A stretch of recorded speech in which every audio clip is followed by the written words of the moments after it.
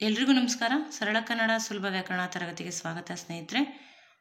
17/12/2023 ನಡೆದಂತಹ group C ಪ್ರಶ್ನೆ ಪತ್ರಿಕೆಯ ಒಂದು ಉತ್ತರವನ್ನು ನಾವು ನೋಡ್ತಾ ಬರೋಣ.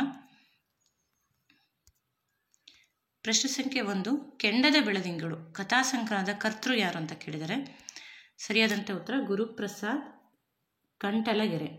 ಇತ್ತೀಚಿನ ಒಂದು ದಿನಗಳಲ್ಲಿ ಕನ್ನಡ ಸಾಹಿತ್ಯದಲ್ಲಿ ಒಂದು ವಿಮರ್ಶೆಗೆ ಒಳಗಾಗಿರುವಂಥ ಕೃತಿಗಳನ್ನು ಮತ್ತು ಹೊಸ ಹೊಸ ಸಾಹಿತ್ಯಗಳನ್ನು ಕೂಡ ನಾವು ನೋಡ್ಕೊಳ್ಬೇಕಾಗುತ್ತೆ ಪರೀಕ್ಷಾ ದೃಷ್ಟಿಯಿಂದ. ನಂತರ ಪ್ರಶ್ನೆ ಸಂಖ್ಯೆ 2, ತಳತಳ ಅನ್ನುವಂಥದ್ದು ಅನುಕರಣವ್ಯಯ. ಇದು ಸರಳವಾದಂಥ ಪ್ರಶ್ನೆ. ಏಕೆಂದರೆ ನೋಡಿ, ತಳತಳ ಅನ್ನೋದು ಒಂದೇ ಪದ 2 ಸತಿ ಬಂದಿದೆ, ಅದೇ ಅರ್ಥ ಇಲ್ಲ ಅಂಥದ್ದನ್ನು ನಾವು ಅನುಕರಣವ್ಯಯ ಅಂತೀವಿ. ಒಂದೇ ಪದ ಮತ್ತೆ ಬಂದಿದ್ದು ಅರ್ಥ ಇದ್ದರೆ ಅದನ್ನು ನಾವು ದ್ವಿರುಕ್ತಿ ಅಂತೀವಿ. ನುಡಿಗಟ್ಟು ಅಂದರೆ 2-3 ಪದಗಳು ಸೇರಿ ವಿಶೇಷ ಅರ್ಥವನ್ನು ಕೊಡ್ತಾ ಇರುತ್ತೆ. ಜೋಡಿ ಪದ ಅಂದರೆ 2 ಬೇರೆ ಬೇರೆ ಪದಗಳು ಒಟ್ಟಿಗೆ ಬಳಕೆ ಆಗ್ತಾ ಇರುತ್ತೆ. ಪ್ರಶ್ನೆ ಸಂಖ್ಯೆ 3, ಅವಡುಗಚ್ಚು ಅಂದರೆ ನುಡಿಗಟ್ಟಿನ ಅರ್ಥ ಏನು ಅಂತ. ಅವಡು ಅಂತಂದರೆ ಬಾಯಿ, ದವಡೆ ಅನ್ನುವಂಥ ಅರ್ಥ ಬರುತ್ತೆ. ಅದನ್ನು ಕಚ್ಚು ಅಂಥದ್ದು ಯಾವ ಸಂದರ್ಭದಲ್ಲಿ? ಸಿಟ್ಟಿನ ಒಂದು ಸಂದರ್ಭದಲ್ಲಿ. ಆ ಸಿಟ್ಟಿಗೇಳು ಅನ್ನುವಂಥದ್ದು ಇಲ್ಲಿ ಸರಿಯಾದಂಥ ಉತ್ತರ. ಯಾವಾಗಲೂ ಕೂಡ ನುಡಿಗಟ್ಟನ್ನು ನಾವು ಅಲ್ಲಿರುವಂಥ ಪದಗಳಿಗಿಂತ ವಿಶೇಷವಾದ ಅರ್ಥವನ್ನೇ ತಗೊಳ್ಬೇಕಾಗತ್ತೆ. ಹಾಗಾಗಿ ಅಲ್ಲಿ ವಿಶೇಷ ಅರ್ಥ ಯಾವುದೋ ಒಂದು ಪದ ಇರುತ್ತೆ, ಸರಳವಾಗಿ ನೀವು ಗುರುತಿಸ್ಬೋದು, ಅದನ್ನು ನಾವು ಗುರುತಿಸಿ ಉತ್ತರಿಸಬೇಕಾಗತ್ತೆ. ಪ್ರಶ್ನೆ ಸಂಖ್ಯೆ 4, ಇವುಗಳಲ್ಲಿ ಸಮಾಸ ಪದ ಅಂತ ಕೇಳಿದರೆ ತುಂಬ ಸರಳವಾದಂಥ ಪ್ರಶ್ನೆ ಇದು. ಕಾಲು ಬಳೆ, ಕಾಲಿನ ಬಳೆ ಕಾಲು ಬಳೆ ಆಗುತ್ತೆ.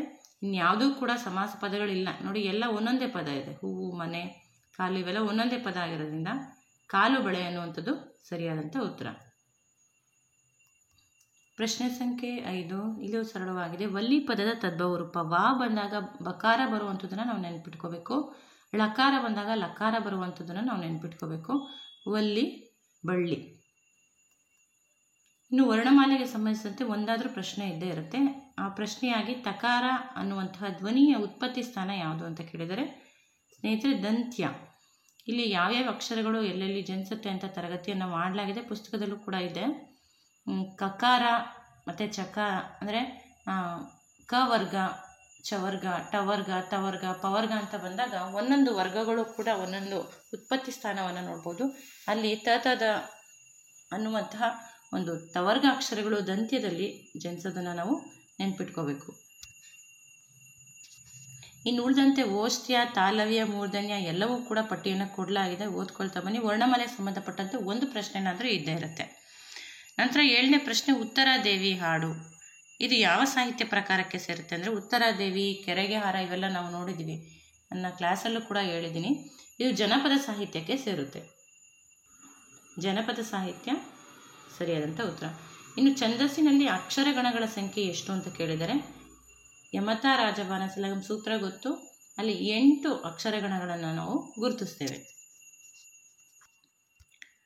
ನಂತರ ಸಮುದ್ರ ಸ್ನೇಹ, ಕುಡಿಯೋ ನೀರಿಗೆ ಬಡತನ ಅನ್ನೋದನ್ನು ಅರ್ಥ ಮಾಡ್ಕೋಬೇಕು ನಾವು. ಸಮುದ್ರ ಸ್ನೇಹ ಅಂದರೆ ಇಡೀ ಸಮುದ್ರದಲ್ಲಿ ಹೆಚ್ಚಿನ ಪ್ರಮಾಣದ ನೀರಿದೆ, ಆದರೆ ಕುಡಿಯೋ ನೀರಿಗೂ ಕೂಡ ಬಡತನ ಇದೆ. ಅಂದರೆ ಇಲ್ಲಿ ಇರೋದನ್ನೆಲ್ಲ ನಾವು ನಿಧಾನಕ್ಕೆ ಓದ್ಕೊಳ್ತಾ ಬಂದಾಗ ಸಿರಿವಂತನ ಸ್ನೇಹ ಕಷ್ಟಕ್ಕಲ್ಲ ಅನ್ನುವಂಥದ್ದು ನಮಗೆ ಇಲ್ಲಿ ಸರಿ ಹೊಂದುತ್ತೆ. ಅಂದರೆ ಸಿರಿವಂತನ ಹತ್ರ ಬಹಳಷ್ಟು ಹಣ ಇದ್ದರೂ ಕೂಡ ಕಷ್ಟ ಕಾಲದಲ್ಲಿ ಸಹಾಯ ಮಾಡ್ದಲೇ ಇರೋದು ಸಮುದ್ರದ ನೀರಿಗೆ ಇಲ್ಲಿಗೆ ಹೋಲಿಕೆ ಮಾಡಿದ್ದಾರೆ.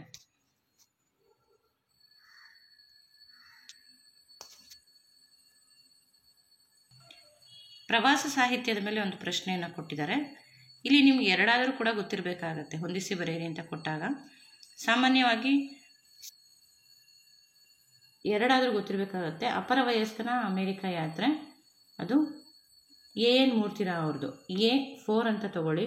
ನಾನು ಅಮೇರಿಕಾಗೆ ಹೋಗಿದ್ದೆ, D2 ಅಂತ ತಗೊಳ್ಳಿ. ಆ ಆಪ್ಷನ್ ಇದೆಯಾ ನೋಡಿ, A4 ಇದೆ. ಆದರೆ A4 ಅನ್ನೋದು 2 ಆಪ್ಷನಲ್ಲಿದೆ, ಒಂದರಲ್ಲೂ ಇದೆ 2ರಲ್ಲೂ ಇದೆ. ಅವಾಗ ನೀವು ಇನ್ನೊಂದು ಬೇರೆದನ್ನು ನೋಡಬೇಕಾಗತ್ತೆ. ಇವಿಷ್ಟರಲ್ಲಿ ಯಾವುದಾದ್ರೂ ನಿಮಗೆ ಗೊತ್ತಿದ್ರೂ ಸಾಕಾಗುತ್ತೆ. ನಾನು ಅಮೇರಿಕಾಗೆ ಹೋಗಿದ್ದೆ ಗೊತ್ತಿದೆ ಅಂದ್ಕೊಳ್ಳಿ. ಕೃಷ್ಣಾನಂದ ಕಾಮತ್ತು D2 ಆಪ್ಷನಲ್ಲಿದೆ 2. ಈ ರೀತಿಯಾಗಿ 2 ಕೃತಿನಾದರೂ ನಮಗೆ ಗೊತ್ತಿರಬೇಕಾಗತ್ತೆ. ಇನ್ನು ಉಳಿದಿದ್ದು C1 ಅಂತ ಇದೆ. ಅಮೇರಿಕಾದಲ್ಲಿ ನಾನು ಮತ್ತು ಶಾಂತಿ, ಪ್ರಭುಶಂಕರ ಅವ್ರದ್ದು. ಜೊತೆಗೆ D2 ನಾವು ಆಗಲೇ ನೋಡಿದ್ದೀವಿ. B3 ಅಮೇರಿಕಾದಲ್ಲಿ ನಾನು, BGL ಸ್ವಾಮಿ. ಅಪಾರ ವಯಸ್ಕನ ಅಮೇರಿಕಾ ಯಾತ್ರೆ AN ಮೂರ್ತಿರಾವ್. ನಾನು ಅಮೇರಿಕಾಗೆ ಹೋಗಿದ್ದೆ, ಕೃಷ್ಣಾನಂದ ಕಾಮತ್. ಇದೇ ರೀತಿಯಾಗಿ ಸಮುದ್ರದ ಆಚೆಯಿಂದ ಗೋಕಾಕ್ ಅವ್ರದ್ದು. ಸಮುದ್ರ ಅಂತ ಬಂದರೆ ಒಂದು ನೆನ್ಪಿಟ್ಕೊಳ್ಳಿ, ಗೋಕಾಕ್ ಅವ್ರದ್ದು ಹೆಚ್ಚಾಗಿ ಆಗಿರುತ್ತೆ. ಸಮುದ್ರದ ಆಚೆಯಿಂದ, ಸಮುದ್ರದ ಈಚೆಯಿಂದ ಇಂಥ ಕೃತಿಗಳು. ನಂತರ ಗೊರೂರರ ಹಲವಾರು ಕೃತಿಗಳಿದೆ. ಆಮೇಲೆ ನಂತರ ಪ್ರವಾಸ ಕಥನ ಅಂತ ಬಂದಾಗ ಒಂದು ಪಟ್ಟಿಯನ್ನೇ ಕೊಡಲಾಗಿದೆ, ಅದನ್ನು ಓದ್ಕೊಂಡ್ರೆ ಸಾಕಾಗುತ್ತೆ. ಜೊತೆಗೆ ಸೀತಾರಾಮಯ್ಯನವರ ಪಂಪ ಯಾತ್ರೆ, ಇದು ಮೊದಲ ಪ್ರವಾಸ ಕಥನ, ಇದನ್ನು ಕೂಡ ಕೇಳಬಹುದು. ಗಳಪ ಎಂದರೆ, ಇಲ್ಲೂ ಕೂಡ ಒಂದು ನುಡಿಗಟ್ಟಿನ ಅರ್ಥವನ್ನೇ ನಾವು ಹುಡುಕಬೇಕಾಗತ್ತೆ. ಬಾಯಿಗೆ ಬಂದಂತೆ ಹರಟುವವನ ನಾವು ಗಳಪ ಅನ್ನುವಂತಹ ಒಂದು ಆಡು ಮಾತಿನಿಂದ ಕರೆಯಲಾಗುತ್ತೆ. ಇನ್ನು 12ನೇ ಪ್ರಶ್ನೆ, ಸ್ಟೈಲಿಶ್ ಅನ್ನುವಂತಹ ಪದದ ಒಂದು ಕನ್ನಡ ರೂಪವನ್ನು ಕೇಳಿದರೆ, ಇಲ್ಲಿ ಇದು ಕೂಡ ಆಗಲ್ಲ, ಶೋಕಿಯುಳ್ಳ ಒಂದು ಶೈಲಿ ಆಗೋದಿಲ್ಲ. ಆಕರ್ಷಕ ಅನ್ನೋದು ಸರಿ ಉತ್ತರ ಆಗ್ಬೋದು. ಆದರೆ ಪದಶಃ ಅರ್ಥ ತಗೊಂಡಾಗ ಸ್ಟೈಲ್ ಅನ್ನೋದು ಶೈಲಿ ಅನ್ನುವಂತಹ ಸಂವಾದಿ ಪದವಾಗಿ ನೋಡ್ಬೋದು. ಈ ಎರಡರಲ್ಲಿ ಯಾವುದು ಕೀ ಆನ್ಸರನ್ನು ಕೊಡ್ತಾರೆ ನಾವು ಕೂಡ ವೀಕ್ಷಿಸಬೇಕಾಗಿದೆ. ಆಕರ್ಷಕ, ಸ್ಟೈಲಿಶ್ ಅಂದರೆ ಆಕರ್ಷಕ ಅನ್ನುವಂಥ ಒಂದು ಸಮಾನಾರ್ಥಕ ಪದ ಕೂಡ ಇದೆ. ಶೈಲೀಕೃತ ಅನ್ನುವಂಥ ಸಮಾನಾರ್ಥಕ ಪದ ಕೂಡ ಇದೆ. ಸ್ಟೈಲ್ ಅನ್ನುವಂತಹ ಪದಕ್ಕೆ ಕನ್ನಡದಲ್ಲಿ ನೇರವಾಗಿ ನಾವು ಶೈಲಿ ಅಂತೀವಿ. ನಾವು ಭಾರತೀಯ ಕಾವ್ಯಮೀಮಾಂಸೆಗೆ ಬಂದಾಗ ಸ್ಟೈಲ್ ಅನ್ನೋ ಪದಕ್ಕೆ ಶೈಲಿ ಅಂತ ಕರಿತೀವಿ. ಆದರೆ ಇಲ್ಲಿ ಒಟ್ಟಾರೆ ಅರ್ಥ ತಗೊಂಡಾಗ ಆಕರ್ಷಕ ಅನ್ನುವಂಥ ಉತ್ತರನೂ ಕೂಡ ಅವ್ರು ಕೊಡ್ಬೋದು ಕೀ ಆನ್ಸರಲ್ಲಿ. ನೋಡೋಣ ಇವೆರಡರಲ್ಲಿ ಯಾವ್ದು ಕೊಡ್ತಾರೆ ಅಂತ ನೋಡೋಣ. ಈ ಭತ್ತ ಅನ್ನುವಂಥ ಪದದ ಮೇಲೆ ಬಹಳಷ್ಟು ಸಲ ಅರ್ಥವನ್ನು ಕೇಳಲಾಗಿದೆ. ಇಲ್ಲಿ ನಾವು ಮುಖ್ಯವಾಗಿ ಗಮನಿಸಬೇಕಾಗಿರೋದು, ಪರೀಕ್ಷೆಯಲ್ಲಿ ಓದ್ಕೊಳ್ಳೋದಿಲ್ಲ ಸಮಯದ ಅಭಾವದಿಂದ. ಅರ್ಥವನ್ನು ನೀಡದ ಪದ ಅಂತ ಕೊಟ್ಟಿದ್ದಾರೆ, ನೀಡುವ ಪದ ಅಂತ ಕೊಟ್ಟಿಲ್ಲ, ನೀಡದ ಪದ. ಇದನ್ನ ಸರಿಯಾಗಿ ಓದ್ಕೊಳ್ಬೇಕು ನಾವು ಪರೀಕ್ಷೆಯಲ್ಲಿ. ಇಲ್ಲಿ ಕಳವೆ, ನೆಲ್ಲು ಮತ್ತು ಕಳೆಮೆ ಇವು ಎಲ್ಲವೂ ಕೂಡ ಭತ್ತ ಅನ್ನುವಂಥ ಪದವನ್ನು ಸೂಚಿಸುತ್ತೆ. ಆದರೆ ಯಾವುದು ಸೂಚಿಸೋದಿಲ್ಲ ಅಂತಂದರೆ ಕಳಮೆ ಅನ್ನುವಂಥದ್ದು ನಮಗೆ ಸೂಚಿಸೋದಿಲ್ಲ. ಹಾಗಾಗಿ ಸರಿಯಾದ ಉತ್ತರ ಕಳಮೆ ಆಗಿರುತ್ತೆ.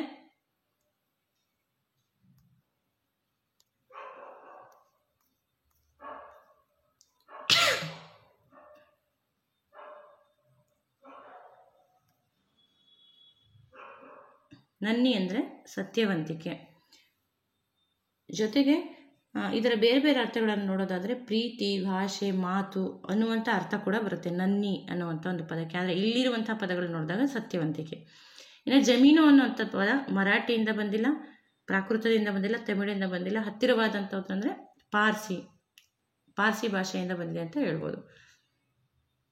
ನಂತರ ಲೋಕದೋಳ್ ಅಂದರೆ ನಾವಿಲ್ಲಿ ಪಾರ್ಸಿ ಅಂದರೆ ಪರ್ಷಿಯನ್ ಅಂತ ಕೂಡ ಕರೀತಾರೆ ಅಂತ ನೆನ್ಪಿಟ್ಕೋಬೇಕು. ಲೋಕದೋಳ್ ಪದದಲ್ಲಿರುವ ವಿಭಕ್ತಿ ನೋಡಿ, ಬಹಳಷ್ಟು ಸಲ ಕೇಳಿದರೆ ಈ ಒಳ್ಳ ಅನ್ನುವಂಥದ್ದು ಸಪ್ತಮಿ ವಿಭಕ್ತಿ ಪ್ರತ್ಯಯ, ಹಳೆಗನ್ನಡದಲ್ಲಿ ಬರುತ್ತೆ.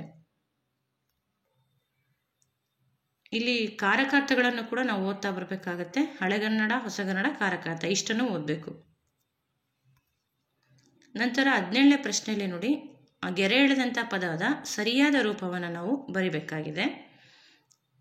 ರಚನೆಗೊಂಡಿತು ಸರಿಯಾದಂಥ ಉತ್ತರ. ಇಲ್ಲಿ ಭಾಜನರಾಗಿದ್ದಾರೆ ಸರಿಯಾದಂಥ ಉತ್ತರ.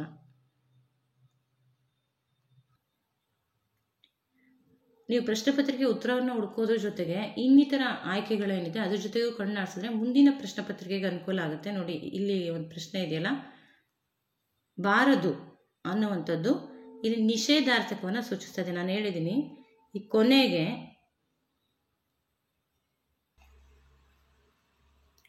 ನೋಡಿ ಅದು ಅಂತ ಬಂದರೆ ಅದು ನಿಷೇಧಾರ್ಥಕ, ನೆನ್ಪಿಟ್ಕೊಳ್ಳಿ. ಅದು ಬಾರದು ಅಂತ ಇದೆ, ಆಯಿತಾ. ಬಂದಾತು ಅಥವಾ ಬಂದಾನು ಅಂತ ಬಂದರೆ ಕೊನೆಗೆ ಅದು ಸಂಭವನಾರ್ಥಕ. ಬಂದಾನು, ಬಂದಾಡು, ಬಂದಾರು. ಅಂತ ಬಂದರೆ ಅದು ನಿಷೇಧಾರ್ಥಕ. ಅಂತ ಬಂದರೆ ಅದು ಸಂಭವನಾರ್ಥಕ. ಅಲಿ ಅಂತ ಬಂದರೆ ಅದು ವಿದ್ಯಾರ್ಥಕ, ಆಯಿತಾ. ಅಂತ ಬಂದರೂ ಅದು ವಿದ್ಯಾರ್ಥಕ. ಮಾಡೋಣ, ನೋಡೋಣ, ತಿನ್ನೋಣ. ನೋಡಿ ಮತ್ತು ಅಲಿ ಅಂತ ಬಂದರೆ ವಿದ್ಯಾರ್ಥಕ. ಕೊನೆಗೆ ಅನ್ನೋ ಸ್ವರ ಕಂಡು ಬಂದರೆ ಕೊನೆಯ ಅಕ್ಷರದ ಹಿಂದೆ ಅದು ಸಂಭವನಾರ್ಥಕ. ಕೊನೆಯ ಅಕ್ಷರದ ಹಿಂದೆ ಅನ್ನುವಂತಹ ಸ್ವರ ಕಂಡು ಬಂದರೆ ಅದು ನಿಷೇಧಾರ್ಥಕ. ಇದು ಸರಳವಾಗಿ ನೆನ್ಪಿಟ್ಕೊಳ್ಳುವಂಥದ್ದು.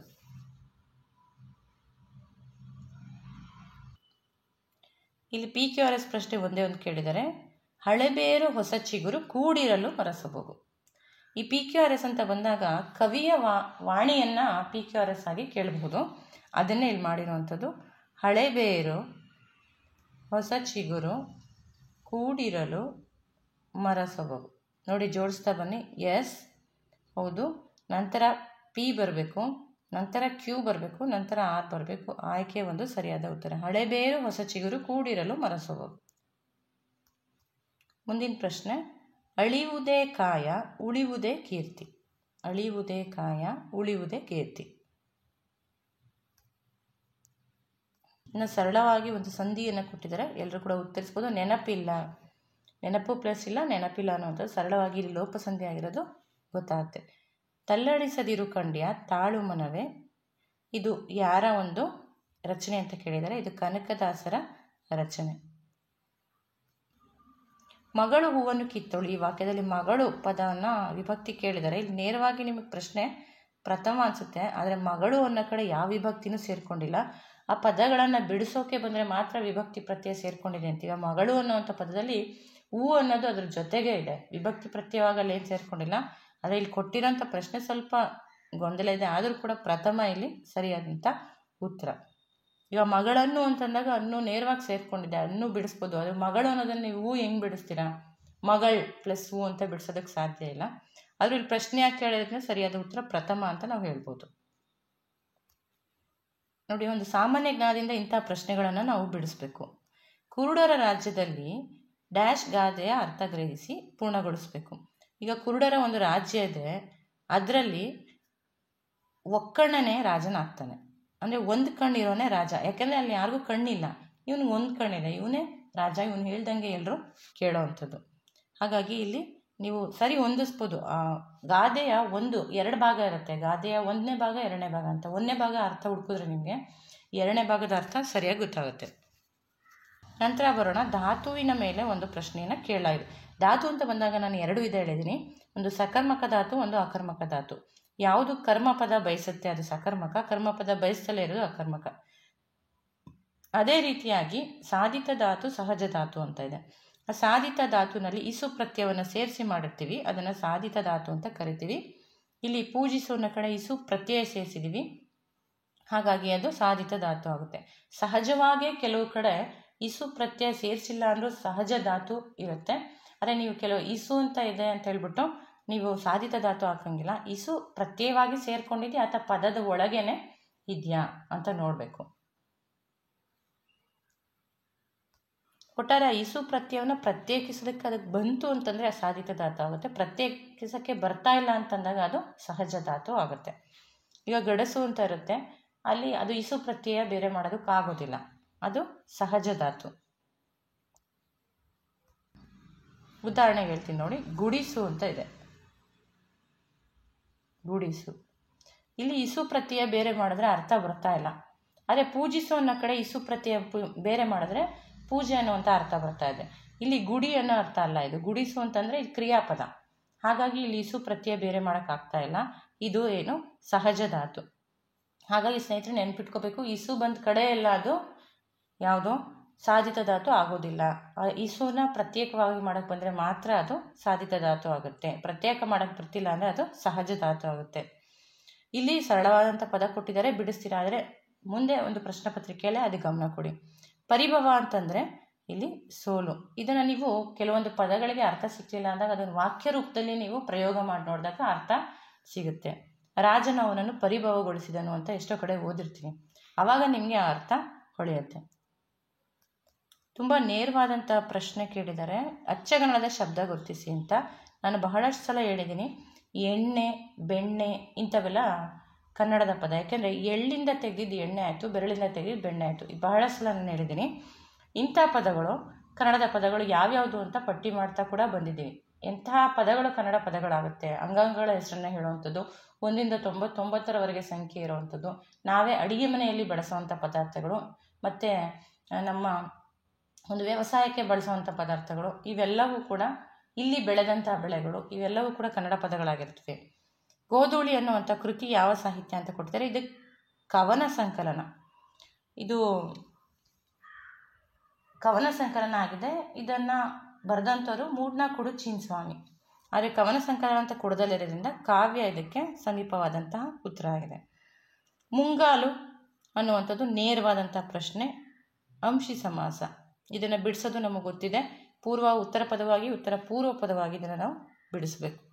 ಕಾಲಿನ ಪ್ಲಸ್ ಮುಂದೆ ಅನ್ನೋ ರೀತಿಯಲ್ಲಿ ಬಿಡಿಸ್ಬೇಕು. ಬಿಡ್ಸೋಕೆ ಕೂಡ ಕೊಡ್ತಾರೆ.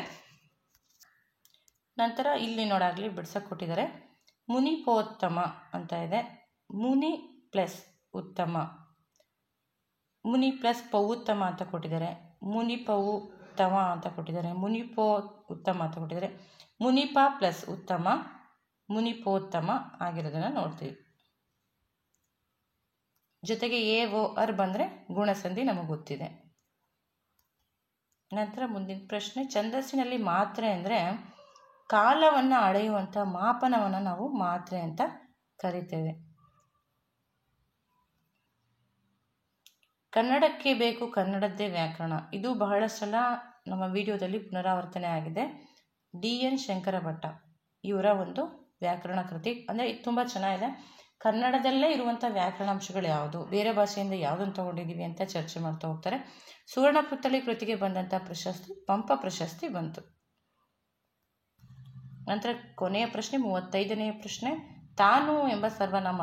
ನಾನು ಯಾವಾಗಲೂ ಕೂಡ ಹೇಳ್ತಾ ಇದ್ದೆ, ಬಂದರೆ ತಕಾರ ಬಂದರೆ ತಾನು, ತಾವು, ಈ ಥರ ತಾಯಿಂದ ಪ್ರಾರಂಭವಾದರೆ ಅದು ಆತ್ಮಾರ್ಥಕ ಸರ್ವನಾಮವಾಗಿರುತ್ತೆ. ಇದಿಷ್ಟು ಕೂಡ ಸ್ನೇಹಿತರೆ ಇವತ್ತಿನ ಒಂದು ವಿಶ್ಲೇಷಣೆ. ಈ ತರಗತಿ ನಿಮಗೆ ಹೇಗೆ ಅನ್ನಿಸ್ತು ಕಮೆಂಟ್ ಮುಖಾಂತರ ತಿಳಿಸಿ. ಜೊತೆಗೆ ಸಾಮಾನ್ಯ ಕನ್ನಡ ಪುಸ್ತಕ ಲಭ್ಯ ಇದೆ. ಯಾರಿಗೆ ಅಗತ್ಯ ಇದೆ ಈ ಸಂಖ್ಯೆಗೆ ಕರೆ ಮಾಡಿ.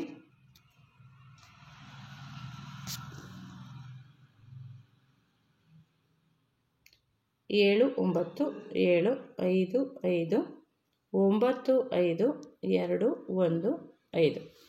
ಜೊತೆಗೆ ಯಾರೆಲ್ಲ ಹಳ್ಳಿಯಲ್ಲಿದ್ದೀರಾ, ನಿಮ್ಮ ಮನೆ ಬಾಗಿಲಿಗೆ ಬರಬೇಕು ಅಂದರೆ ಸಾಧನಾ ಬುಕ್ ಸ್ಟೋರ್ ಆ ಕೆಲಸವನ್ನು ಮಾಡ್ತಾ ಇದ್ದಾರೆ. ನಿಮ್ಮ ಹಳ್ಳಿಗೆ ನಿಮ್ಮ ಮನೆ ಬಾಗಿಲಿಗೆ ಬರುತ್ತೆ. ನಾವು ಪ್ರೊಫೆಷನಲ್ ಕೊರಿಯರ್ ಮೂಲಕ ಕಳಿಸ್ಕೊಡ್ತೀವಿ. ಯಾರಿಗೆ ಪ್ರೊಫೆಷನಲ್ ಕೊರಿಯರ್ ಲಭ್ಯ ಇಲ್ಲ ಅವರು ಸಾಧನಾ ಬುಕ್ ಸ್ಟೋರ್ನಲ್ಲಿ ನೀವು ಬುಕ್ ಮಾಡ್ಕೋಬೋದು ಅಂತ ಹೇಳ್ತಾ, ಈ ವಿಡಿಯೋ ನೋಡಿದ್ದಕ್ಕಾಗಿ ಧನ್ಯವಾದ. ನಿಮ್ಮ ಅನಿಸಿಕೆ ಅಭಿಪ್ರಾಯವನ್ನು ತಿಳಿಸ್ಕೊಡಿ.